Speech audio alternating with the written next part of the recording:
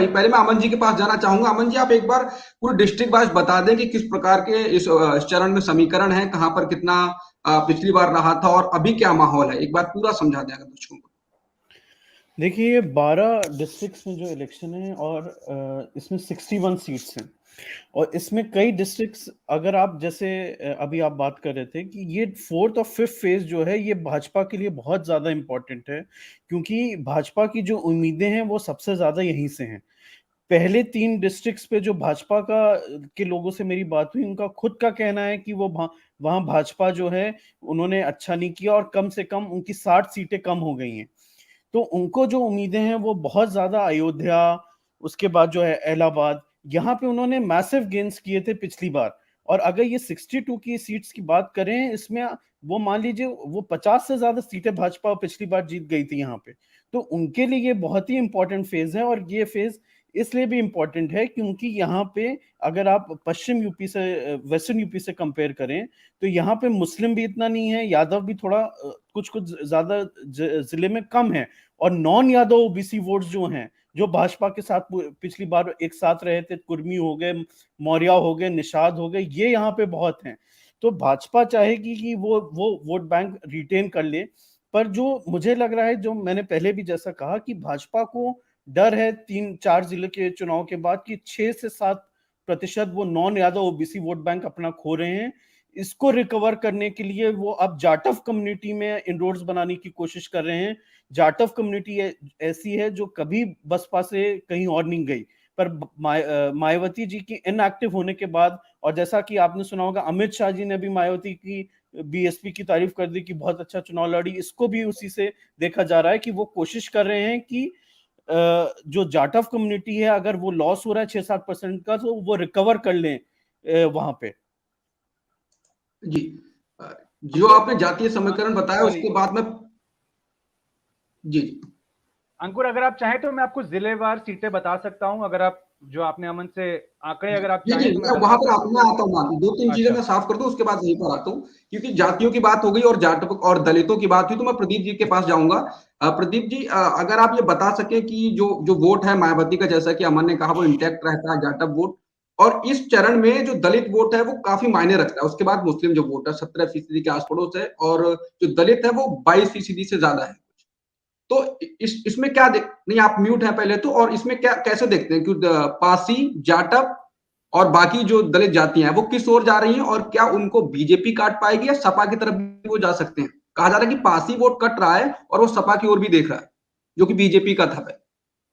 आप सही कह रहे हैं अंकुर जी। मैं शुरू से ये इस इलेक्शन में शुरू से कह रहा हूं कि इस इलेक्शन में जो मायने रखता है वो ये इशू नोटबंदी या लाभार्थी या ये सब छोटा मोटा मायने रखता है। मेन इशू होता है कि जो अति पिछड़ी जातियां हैं, गैर यादव पिछड़ी जातियां हैं, प्लस जाटों का क्या रुख है। अभी स्मिता गुप्ता गई थी, उनसे भी मैंने पुष्पांचल गई थी, मैंने उनसे यही पूछा था कि जाटों का क्या रुख है।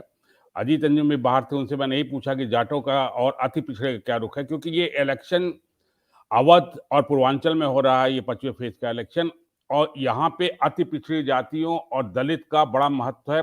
बाकी ब्राह्मण का महत्व है और यादव वो तो अपने अपने स्थान पे है। हालांकि मुझे लगता है ब्राह्मण भी थोड़ा सा सपा की तरफ जा रहे हैं, जैसे अयोध्या से सुनाई, अयोध्या में कल भी डिस्कशन में पता चला था और भी लोग बता रहे हैं कि अयोध्या में पवन पांडे की वजह से और दूसरा ठाकुरवाद की वजह से और भी कई फैक्टर है, जैसे कुछ ब्राह्मण जो है आपकी जा रहे हैं अयोध्या ही में नहीं, गोरखपुर में भी जा रहे हैं। खैर, दलित में भी दलित चुप है, और लेकिन दलित में भी ये मुझे कई जगह से पता चला है कि एक सेक्शन या आप कह लीजिए कई कुछ परसेंटेज वोट जो है जो उसमें भी जो ज्यादा पढ़े लिखे दलित है, जो एजुकेटेड दलित है, वो जानते हैं कि मायावती बीएसपी इस इलेक्शन में नहीं लड़ रही है और वो कतई बीजेपी की तरफ नहीं जाना चाहते हैं। वो कतई नहीं चाहते कि बीजेपी की शासन दोबारा वापस आए, क्योंकि काफी झेले हैं, पश्चिम उत्तर प्रदेश में झेले हैं और देश के बाकी हिस्सों में भी झेले हैं। तो रेसिस्टेंट है बीजेपी के खिलाफ उनका। अब वो मुझे लगता है कि दलित का कुछ परसेंट वोट जो है वो सपा ले जाने में सफल हो जाएगी, इसमें कोई संदेह मुझे नहीं है। अति पिछड़ी जातियों में जो है वो कुर्मी डिवाइड हुआ है, इसमें इसमें भी मुझे जो अभी तक पता चला है 4 चरण के चुनाव में कुर्मी डिवाइड हो रहा है। पासी का बहुत बड़ा हिस्सा सपा पे चला गया है। निषाद बीजेपी के साथ है और इस बेल्ट में निषाद भी काफी हैं। इलाहाबाद, बाराबंकी या इलाहाबाद ले लीजिए, अयोध्या ले लीजिए या गोरखपुर ले लीजिए, काफी निषाद है। देवरिया, गोडा, काफी निषाद हैं। तो मुझे लगता है कि 27% जो अति पिछड़ा वोट है, टोटल 42-44% पिछड़े वोट हैं, उसमें से 27% जो और 5-6% कुर्मी वोट है और कुशवाहा वोट है।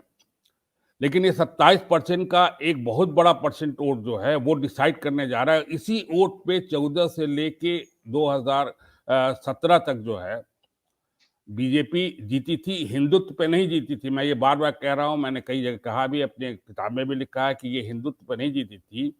ये 12 के बाद जो है अति पिछड़े का एक बड़ा सेक्शन जो है वो यादव और मुसलमानों से नाराज होकर वो चला गया बीजेपी की तरफ। और जो फ्लक्चुएटिंग वोट 2-4% पिछले 30 साल से हम सुनते थे, वो 2017 के चुनाव में पता चला 25 से 27% फ्लक्चुएटिंग वोट है। और ये फ्लक्चुएटिंग वोट नहीं, ये अति पिछड़े का वोट था जो बीजेपी लेने में सफल हो गई।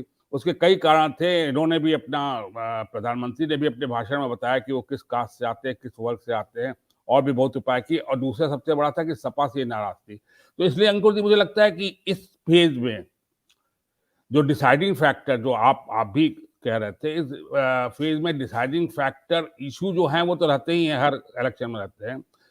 अति पिछड़ा और दलित किधर जाता है उस पर डिपेंड। अगर अति पिछड़े 27% से 15%, क्योंकि मैं गैर यादव पिछड़ा नहीं कह रहा हूँ, गैर यादव में कुशवाहा भी आ जाते हैं, कुर्मी भी आ जाते हैं, लोध भी आ जाते हैं, मैं अति पिछड़ा कह रहा हूँ। अति पिछड़ा में 27% में से अगर 10-15% वोट भी सपा ले जाती है तो सपा का एज काफी आगे भारी है। और एक चीज और मैं कहना चाहता हूं कि मैंने 17 के चुनाव में भी देखा है, 12 के चुनाव में भी देखा है, 7 के चुनाव में भी देखा है, जो हम लोग कहते हैं इस बेल्ट में ये हो रहा, उस बेल्ट में ये हो रहा, लेकिन आप जब रिजल्ट टोटल देखेंगे तो जो पश्चिमांचल में होता है वही पूर्वांचल का रिजल्ट आता है। तभी तो बहुमत में सपा भी आई और बीएसपी भी आई और वही अवध में भी आता है। तो हम लोग अंडर करंट समझ नहीं पाते हैं, या जो कुछ भी हो, या कास्ट कॉम्बिनेशन नहीं समझ पाते हैं। लेकिन अगर आपने 4 चरण में देख लिया है कि सपा आगे है, तो मेरा मानना है कि आगे भी जो है, अवध हो, पूर्वांचल के जो बाकी सीटें बची हैं, उसमें भी वही फैक्टर काम कर रहे हैं, जातियों का वही गठबंधन काम कर रहा है। इसलिए फिलहाल अभी लगता है कि बीजेपी से कहीं सपा आगे बढ़ रही है। जी आलोक जी, आप म्यूट हैं। मैं अंकुर दरअसल एक बात कहना चाह रहा था कि प्रदीप जी मेरा ख्याल है बलिया के रहने वाले हैं और इन्होंने हाल में किताब लिखी है, ये मेरे सामने हाथ में है, उत्तर प्रदेश में चुनाव 2022, जातियों का पुनर्ध्रुवीकरण। और ये है भारतीय राजनीति की सबसे बड़ी प्रयोगशाला का गहन विश्लेषण, ये कहा जा रहा है इसको। तो ये इस चुनाव को समझने के लिए, अगर आप इस चुनाव की गणित समझना चाहते हैं, खास तौर पे ये जातियों की गणित समझना चाहते हैं, तो ये बहुत दिलचस्प किताब है। और ये आपको पेंगुइन में हिंद पॉकेट बुक सीरीज से ये आई है और 299 रुपए इसका दाम है। आप मंगवा के इसको पढ़ सकते हैं। इसके साथ हमारे साथ दो पत्रकार ऐसे और जुड़े हुए हैं जिनसे हम ओवरव्यू ले सकते हैं अंकुर। सुमन गुप्ता जी हैं, जमाने से इस इलाके को जिसको आप आज कवर कर रहे हैं उसको ये कवर करती रही हैं।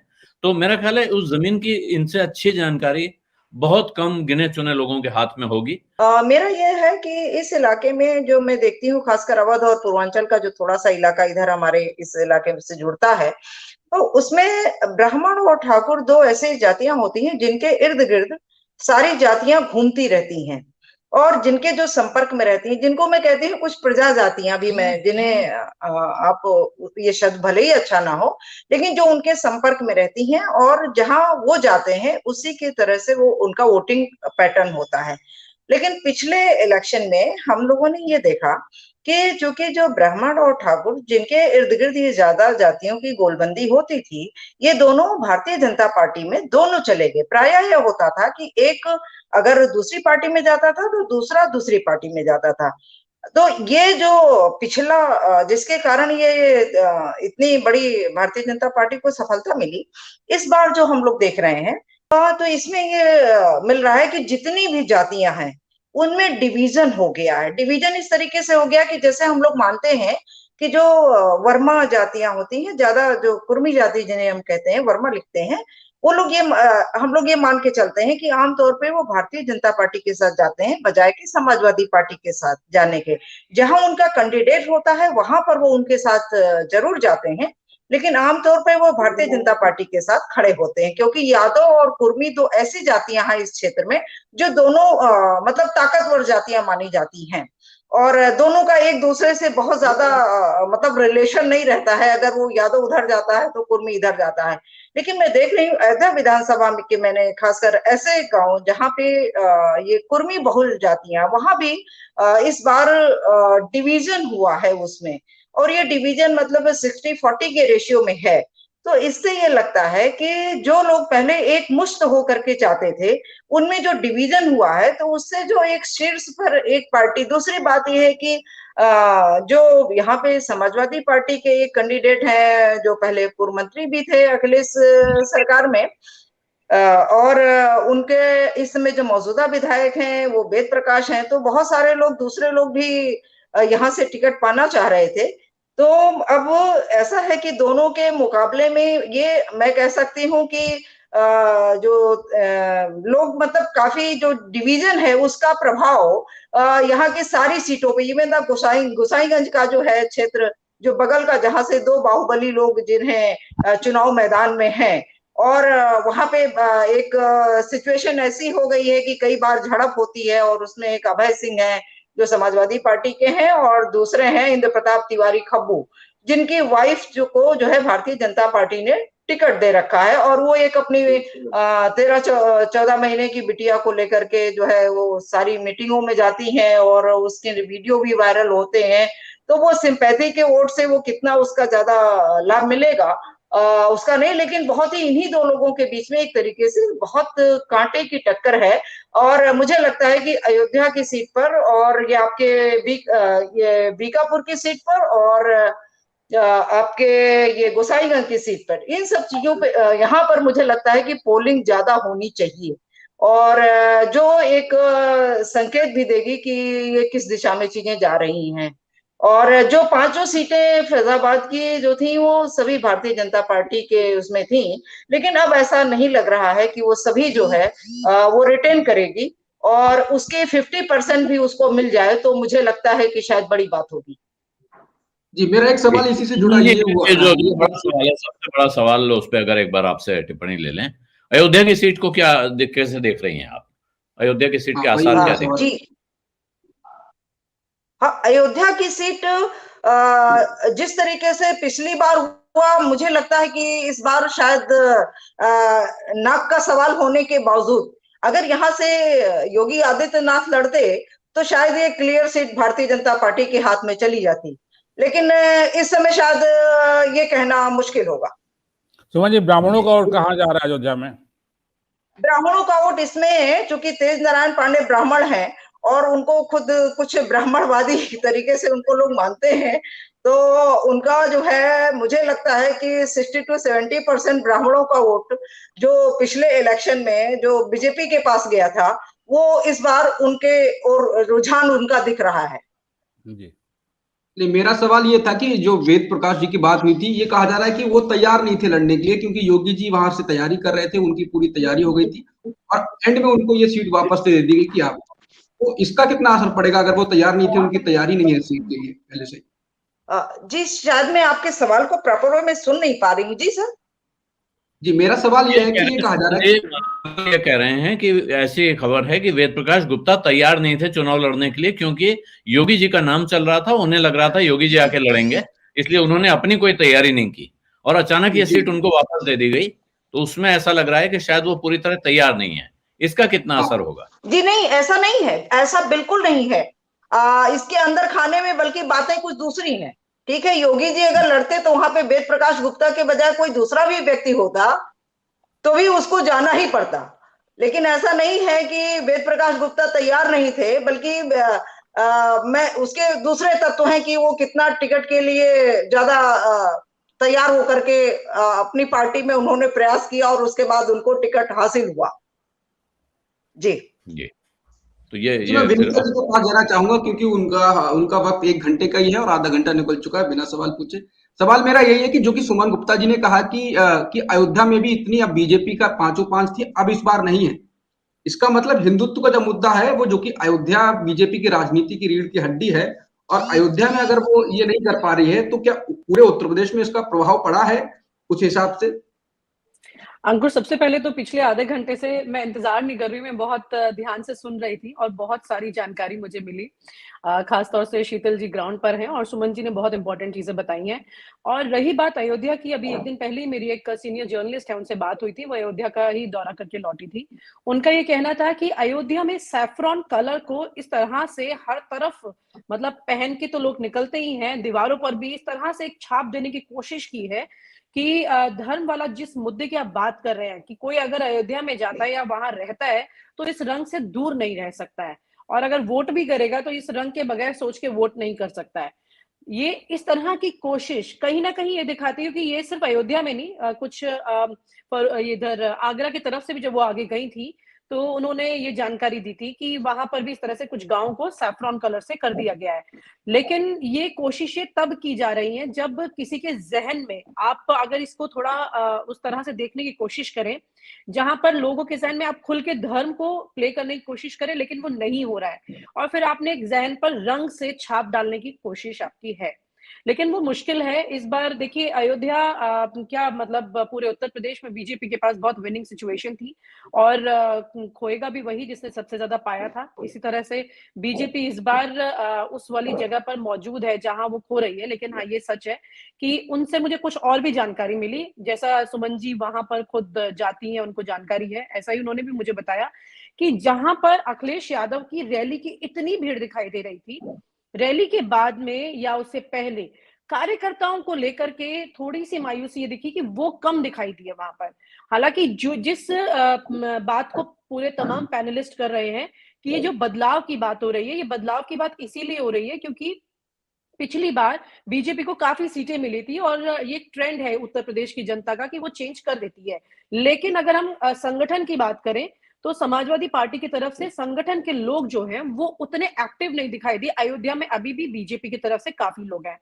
आज मेरी सुबह कुछ लोगों से बात हुई है प्रयागराज में, अयोध्या में, तो वहां पर जो मेरी चर्चा हुई, तो आप अर्बन में जब बात करते हैं तो आपको जानकारी मिलती है, वही एक बेसिक ट्रेंड जो हमेशा चलता है वो अभी भी चल रहा है कि अर्बन में अगर आप बात करते हैं तो आपको जानकारी मिलती है कि यहाँ पर बीजेपी आगे दिखाई दे रही, मतलब लोग ज्यादातर बीजेपी की चर्चा करते दिखते हैं। और दूसरी बात, रूरल में आज वही समाजवादी पार्टी की बात हो रही है। लेकिन जैसा कि शीतल सर भी कह रहे थे कि जो वोटर है, मैं खुद कई जिलों में और कई सीटों पर दौरा कर चुकी हूँ, जो वोटर है वो खुलकर नहीं बोल रहा है, कहीं भी नहीं बोल रहा है, ये सच है।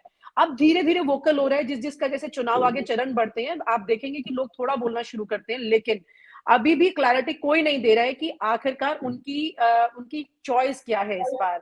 बहुत ज्यादा समझदारी से, इसकी वजह शायद यही है कि इस बार जिस तरह टीवी चैनल्स को लेकर के एक मन में लोगों की आ जाता है कि नहीं हम खुलकर नहीं बोलना चाहते। मैं खुद कई जगह पर गई और ऑफ रिकॉर्ड और ऑन रिकॉर्ड दोनों की बात में फर्क था। और ऑफ रिकॉर्ड में भी सुमन जी भी क्योंकि इतने लोगों से मुलाकात कर चुकी है, तो ऑफ रिकॉर्ड में भी बहुत मुश्किल होती है। आपको 10 मिनट लग जाते हैं एक वोटर को ये समझने में, उसकी जहन को कि वो क्या करना चाह रहा है। हाँ, लेकिन क्योंकि अवध का क्षेत्र है, पूर्वांचल का क्षेत्र हो गया, दोनों का मिक्स है, मूव कर जाएगा पूर्वांचल की तरफ। तो अवध में क्योंकि पहले से ये माना जा रहा था कि यहाँ पर बीजेपी और समाजवादी पार्टी के सामने बिल्कुल बराबर की टक्कर है, तो कई सीटों पर आज वो चीजें हैं। वहीं पर दूसरी तरफ आप पूर्वांचल की तरफ जाते हैं तो जो पश्चिम का की जो स्थिति दिखाई दी थी पश्चिम में, क्योंकि पश्चिम में कई जगह मैं गई थी, अवध तक गई हूँ, मैं भी पूर्वांचल नहीं गई, लेकिन हाँ हमारी टीम वहां पर मौजूद है, उनसे भी मुझे जानकारी मिली। जैसे बनारस की आगे हम बात कर रहे थे, मैंने पूछा कि वहां क्या हाल है, तो बनारस के शहर में वहां पर भी अगर आप जाते तो वहां पर बीजेपी की बात वो कर रहे हैं। लेकिन आप जैसे रूरल में चले जाते हैं, गांव में जा रहे हैं, तो वहां पर समाजवादी पार्टी की बात करते दिख रहे हैं। तो कुल मिला के जैसे प्रदीप जी ने भी कहा था कि जो पश्चिम का रुख है, और तमाम वरिष्ठ पत्रकार ये हमेशा कहते हैं कि जो पश्चिम का रुख होता है वो पूर्वांचल तक जाता है, वो दिखाई देगा। वो क्योंकि पूर्वांचल में कई लोगों से मेरी बात हुई, उन्होंने कहा जितनी पश्चिम में नाराजगी है, उससे ज्यादा पूर्वांचल में नाराजगी है। इसका असर बीजेपी पर पड़ेगा, क्योंकि जितनी बड़ी विक्ट्री उनके पास थी उसमें लूज करने के लिए तो बहुत स्कोप है ना। जी जी। कार्तिक, मैं आपके पास आना चाहूंगा। आप एक बार जिला वाइज सही से समझा दीजिए हमको और दर्शकों को कि किस प्रकार से यहाँ पर समीकरण है, और जिससे हमको पता चल सके कि कौन से जिले में कितनी सीटें हैं और वहां पर क्या रहा था और अभी क्या। जी, तो इसके पहले थोड़ा डेमोग्राफिक्स भी समझ लेते हैं कि बात मोटी मोटी बात हो गई, थोड़ी सी और बारीकियों में अगर चले जाएं कि इस इलाके में तकरीबन 18% अल्पसंख्यक मुस्लिमों की संख्या है और 22-22.5% के आसपास जो आज जिले जा रहे हैं, 12 जिले, उसमें शेड्यूल्ड कास्ट 22% के आसपास। लेकिन उसमें अहम बात यह है कि उस 22% में ज्यादातर जो संख्या है वो पासी समाज की है और जाटव समाज की संख्या उनसे कम है। और अगर हम इसको जिले के हिसाब से देखें तो आप देखेंगे कि अगर आप श्रावस्ती, गोंडा और रायबरेली को छोड़ दें तो पासी समाज की संख्या लाख से ऊपर जाती है और खासकर कि प्रतापगढ़, कौशाम्बी, इलाहाबाद और बाराबंकी में ये 3 लाख, 3.5 लाख, 4 लाख से ऊपर चली जाती है। तो एक तो पासी समाज का बहुत महत्व है। उसके बाद कोरी समाज भी एक काफी अच्छी संख्या में है, खासकर कि फैजाबाद, सुल्तानपुर और गोंडा के इलाकों में। ये हो गया तकरीबन 42% पॉपुलेशन का ब्यौरा। अब जो बाकी बचते हैं उसमें अपर कास्ट की बात हुई तो उसमें ब्राह्मण, ठाकुर है, वैश्य है। जो ओबीसी मेन यहाँ पर कुर्मी बात हुई है, तो मुझे लगता है यहाँ पर एक कॉम्बिनेशन कुर्मी और पासी का बहुत इंपॉर्टेंट हो जाता है। काफी सारे जिलों में कुर्मी और पासी का कॉम्बिनेशन बहुत इंपॉर्टेंट हो जाता है। उसके अलावा जो ओबीसी कास्ट है, यादव है कुछ इलाकों में, निषाद है, मौर्य शाक्य है, राजभर है कुछ इलाकों में, तो ऐसे स्कैटर्ड है। बट कुर्मी मुझे लगता है बहुत अहम एक रोल प्ले करेंगे इस इलाके में। अब अगर हम इसको जिले के हिसाब से देखें तो इलाहाबाद जिले में, और इसमें मैं 17 के रिजल्ट बता दूंगा साथ में, इलाहाबाद जिले में 12 सीटें हैं कुल। उसमें से पिछली बार 9 सीटें बीजेपी को गई थी और बीजेपी को 8, अपना दल को 1, बसपा को 2, सपा को 1। अमेठी की 4 सीटें हैं, पिछली बार बीजेपी को 3, सपा को 1 गई थी। बहराइच में 7 सीटें हैं, बीजेपी को 6, सपा को 1। बाराबंकी में 6 सीटें हैं, बीजेपी को 5, सपा को 1। चित्रकूट में 2 सीटें हैं, दोनों ही बीजेपी को गई थी और ये तो हम कह ही रहे हैं कि बुंदेलखंड में बीजेपी ज्यादा आगे दिखती है समाजवादी पार्टी के। फैजाबाद की 5 सीटें बीजेपी को गई, गोंडा की 7 सीटें बीजेपी को गई, कौशाम्बी की 3 सीटें बीजेपी को गई। प्रतापगढ़ में 1 सीट कांग्रेस, 2 निर्दलीय, उसमें राजा भैया और सरोज जो हैं उनके जो साथ में चुनाव लड़ते हैं बाजू वाली सीट में, 2 बीजेपी और 2 अपना दल, ये 7 सीटें थी प्रतापगढ़ की। रायबरेली में इस चरण में केवल 1 सीट जा रही है, बाकी सीटें पिछली बार जा चुकी हैं, तो उसमें 1 बीजेपी के पास ही है। श्रावस्ती में 1 बीजेपी को मिली थी, 1 बसपा को, 2 सीटें। सुल्तानपुर में 5 में से 4 बीजेपी को और 1 सपा को। अब अगर आप मुझे 1 मिनट और दें तो मैं आपको 2012 के भी आंकड़े बता देता हूं, क्योंकि 17 को काफी लोग एक अबनॉर्मल इलेक्शन मानते हैं।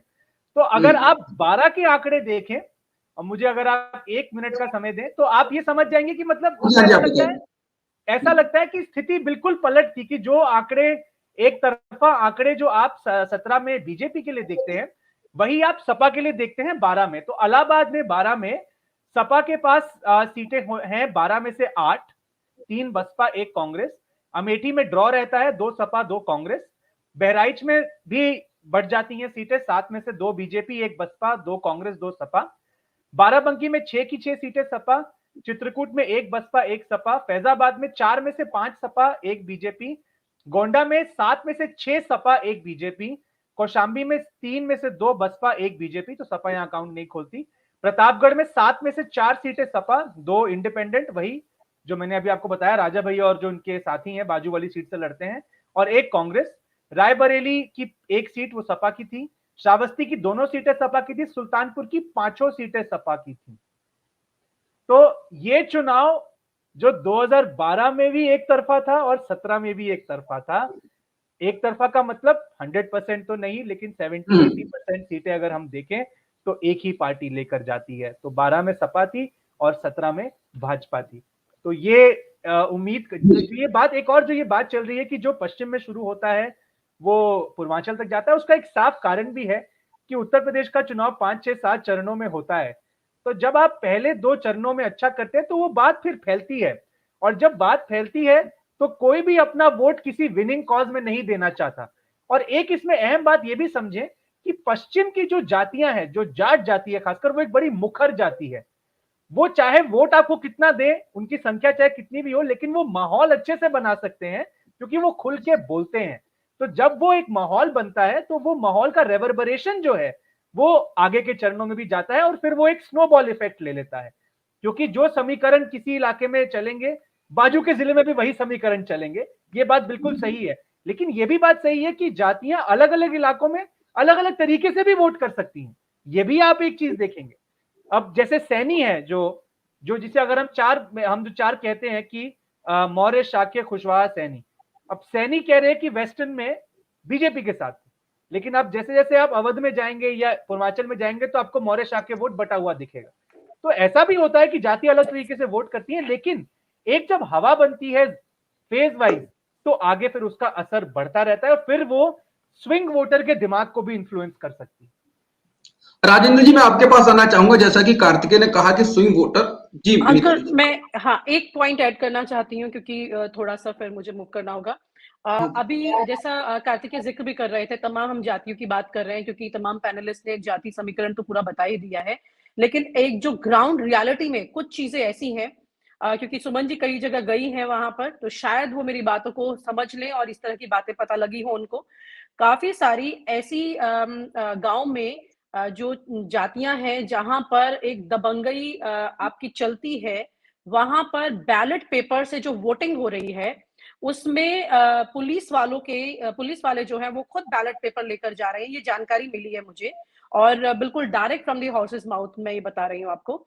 वहां पर बैलेट पेपर लेकर के पुलिस वाले जा रहे हैं क्योंकि बुजुर्ग हैं या बीमार हैं, इस तरह के लोगों के लिए जो बैलेट वोटिंग हो रही है इस पर, उनसे वो अपनी मर्जी से वोट करवा रहे हैं। उनसे उनका वोटिंग का हक जो है, इस पर पहले भी अभी 2 दिन पहले ही हमारी चर्चा हुई थी। पुलिस वालों से भी मेरी कई लोगों से बात हुई थी।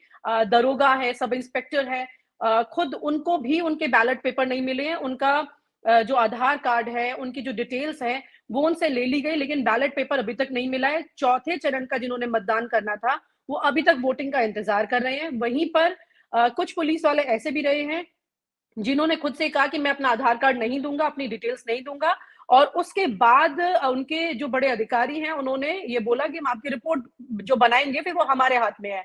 तो ये धमकी को भी उन्होंने हैंडल किया है और उन्होंने कहा कि आपको जो करना है कीजिए, लेकिन मैं आपको अपना कोई डिटेल नहीं दूंगा। तो इस तरह की अगर स्थितियां हो रही हैं, तो जहां पर हम जातीय समीकरण की बात करते हैं या तमाम और चीजों की बात कर रहे हैं, ये तो एक बहुत ही एक इंटेलेक्चुअल सेटअप हो गया जहां हम बहुत इजीली कैलकुलेट कर सकते हैं कि सरकार किसकी बन सकती है। लेकिन अगर इसी पूरे सिस्टम में हमारी जो सबसे बड़ी खामियां हैं वो अगर छेद करके पूरे सिस्टम को खराब कर रही हैं, तो फिर हमारी जितने भी कैलकुलेशन है, सर्वे है, ये कहाँ जाके स्टैंड करते हैं, इस पर खुद एक बड़ा सवालिया निशान लग जाता है। और जितनी बातें मैंने आपको बताई हैं, ये तमाम वो बातें हैं जो कि मेरी खुद डायरेक्ट बहुत लोगों से बात हुई है और इसके मेरे पास प्रमाण भी रहे हैं और इस पर चर्चा भी हुई है। और जो गांव में लोगों की मैं बात कर रही हूँ, ये बहुत ज्यादा स्थिति खराब हो रही है क्योंकि बहुत सारी ऐसी सीटें हैं जहां पर 10,000 के आसपास में अगर आप कुछ भी मैनिपुलेशन पर वर्किंग करते हैं तो आपके लिए आसान हो जाता है अगर आप कांटे की टक्कर में हैं। और ये सच है, जैसा कि अभी चर्चा भी हुई है कितनी, कि काफी सारी सीटें ऐसी हैं जहां पे कांटे की टक्कर में चीजें चल रही हैं स्थिति अभी। जी विनीता जी, अंकुर मैं आपकी अनुमति से विनीता जी से एक सवाल पूछना चाहूंगा। विनीता जी या सुमन जी, जो भी जमीन पर, जैसे या आपकी टीम है या आप, मुझे एक सवाल था, महिला वोटर किस तरफ दिख रहा है आपको जाता हुआ? क्या वो जाति से ऊपर उठ के वोट कर रहे हैं? क्या वो अपनी मैं इसके पहले विनीता जी जो एक सेकंड प्रदीप सर, मैं विनीता मैम का जवाब जानना चाहूंगा, 1 मिनट। मैं खुद बाराबंकी, बहराइच की तरफ गई थी, सीतापुर भी गई थी मैं, फर्रुखाबाद वगैरह, और पश्चिम से पूरा मूव करते वहां तक मैं गई थी। मैंने महिलाओं में थोड़ा सा, देखिए मैं आपको बिल्कुल एग्जैक्ट सिचुएशन बता रही हूँ जो मैंने देखा। महिलाओं में मैंने मोदी को लेकर के थोड़ा एक इंक्लाइनेशन देखा। मैंने सोचा भी कि ये क्यों ऐसा है, क्योंकि महिलाएं जो है उनको लगता है कि वो एक तो धर्म वाली चीज को बड़ी जल्दी रिलेट करती हैं, पहली बात। और दूसरी बात वो क्योंकि देखिए, अब मैं ये नहीं कहूंगी कि अल्पसंख्यक वर्ग की महिलाएं भी रिलेट कर रही है, उन्होंने भी तारीफ की मोदी की कुछ चीजों को लेकर के, जो अब जहां हम लाभार्थी को लेकर के सवाल बात कर रहे हैं, ये सच है कि कुछ लोगों को ऐसा लगता है कि उन्हें फायदा हुआ है, ऐसा उन्हें लगता है। कुछ परसेप्शन का भी खेल होता है इसमें, लेकिन ये परसेप्शन उनके जहन में जा चुका है, ये भी सच है, क्योंकि जो ग्राउंड पर है चीज उसे हमें देखना और समझने की जरूरत है, चाहे वो सच है या झूठ है, लेकिन जो वोटर के जहन में जा रहा है वो क्या है, वो हमें एक्सेप्ट करना चाहिए। करेक्ट। तो वहां पर मैंने काफी महिलाओं को देखा है जो कुछ भी नहीं कहना चाहती थी कि नहीं बस मोदी, उन्होंने ऐसा बोला। यहाँ पर मुझे ये दिमाग में आया कि जो प्रियंका गांधी ने लड़की हूं लड़ सकती हूँ जैसी लाइन लोगों तक पहुंचाने की कोशिश की। मैं यूपी में रहती, नोएडा में, और मैं एक लड़की हूँ, मुझे खुद बहुत अच्छी लगी ये लाइन सुनने में। एक फेमिनिज्म को जिसे कहते हैं, एक मतलब महिला होने के नाते मुझे लगा कि ये बहुत गौरवपूर्ण लाइन है, लेकिन गांव की महिला उस तरह से उसे रिलेट नहीं कर पाई है। कई जगह पर मैंने देखा वो इस बारे में मतलब इस लाइन तक को नहीं जानती है। तो यानी कि इतना कैंपेन उन्होंने किया, इतनी पहुंचाने की कोशिश की अपनी बात, लेकिन वो नहीं पहुंची, क्योंकि गांव की महिला जिस तरह से सोचती है उसको आप एक बहुत सादगीपूर्ण तरीके से कनेक्ट करते हैं कई बार। और वहां पर अभी कुछ लोग जो हैं, क्योंकि समाजवादी पार्टी की आप बात करें तो उनकी तो महिला नेता अभी डिम्पल यादव और जया बच्चन आई हैं सिराथू में, जब उन्होंने पल्लवी पटेल के लिए वोट मांगा। तो यहाँ पर उनकी एक महिला विंग की वीकनेस ये रही, अगर वो पहले उतरती, शुरू से कंटिन्यू एक्टिव रहती, तो शायद वो पहले महिलाओं को कनेक्ट कर लेती, क्योंकि उनके कार्यकर्ता जमीन पर बहुत ज्यादा है। जूही सिंह को उन्होंने महिला ब्रिगेड का हेड भी बनाया, और ये तमाम महिलाओं तक जो संदेश जाता है, इमोशंस पर महिलाएं ज्यादा जाती है ना। और एक सिक्योरिटी तो पर्सपेक्टिव भी है विनीता मैम, सिक्योरिटी पर्सपेक्टिव भी एक है जिसको लेकर बीजेपी ने कैंपेन किया है। आपको मैं बताऊं, सिक्योरिटी पर्सपेक्टिव तो परसेप्शन क्रिएट किया है, वही सच मैं तो कह रहा है हूं। नहीं। हाँ, वो सच तो है नहीं, लेकिन औरतों को लगता है कि हम सिक्योर हो गए हैं। काफी सारे, ऐसा नहीं है सब औरतें ऐसा कह रही हैं, बहुत सारे लेडीज ने ये कहा कि कोई सिक्योरिटी नहीं, ये भी सच है। लेकिन जो ये मानती है कि सिक्योरिटी हुई, उनको पता ही नहीं सिक्योरिटी का रीजन क्या है, उसका आधार क्या है, एक्चुअली आंकड़े क्या कहते हैं, अगर आंकड़ों की बात करें। और जहां पर जो इतने बड़े बड़े हादसे उत्तर प्रदेश में हुए, इतने हादसे अगर पिछली सरकार में हो गए होते तो ना जाने आज बीजेपी ही विपक्ष में कितनी बुरी तरह से उस सरकार को कटघरे में खड़ी कर चुकी होती। लेकिन आज वो उन्नाव में जब जाते हैं उनके मंत्री, उनके बड़े नेता अपना वोट करने, तो वो ये बात नहीं करते हैं कि उन्नाव की लड़की एक आत्महत्या करने के लिए मजबूर हो गई थी मुख्यमंत्री आवास के सामने, वो ये बात नहीं करते हैं। वो ये बात करते हैं कि हिजाब का क्या किया जाएगा, ऐसी बातें करते हैं। तो ये परसेप्शन कहीं ना कहीं बीजेपी कर रही है क्रिएट। और अब महिलाओं की एक इंपॉर्टेंट चीज आपने याद दिलाई, तो मैं आपको बता दूं कि दूसरे प्रदेशों से बहुत महिलाएं अभी बीजेपी की नेता जो हैं वो आ रही हैं। पूर्वांचल की बेल्ट में कई जगह पर ड्यूटी लगाई गई है उनकी, जो वहां जाकर के कैंपेन कर रही हैं अभी। सत्य हिंदी का ऐप डाउनलोड करें गूगल प्ले स्टोर पर।